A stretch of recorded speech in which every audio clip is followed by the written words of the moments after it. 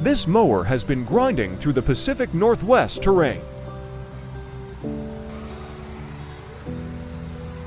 chewing up wet grass, leaves, and whatever else Oregon throws at it. And now it's caked in mud and grime, and probably some regrets.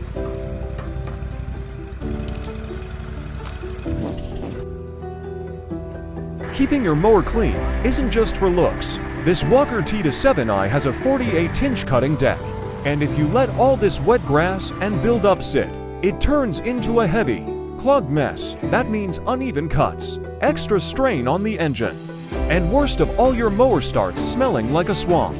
Trust me, been there.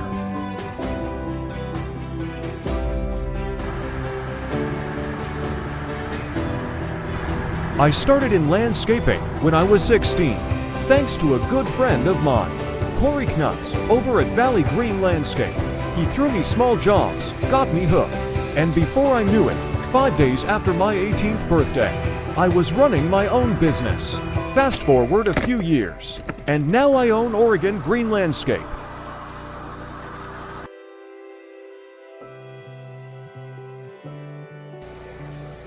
This thing is holding onto mud like it's got sentimental value.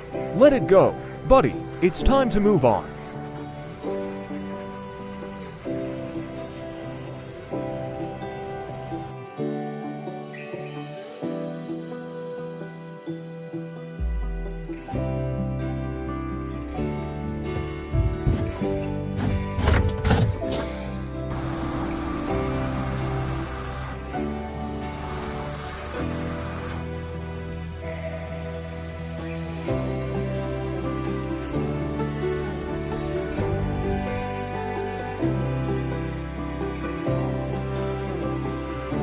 Whether you're running a business or just keeping your yard in shape, take care of your tools, and they'll take care of you.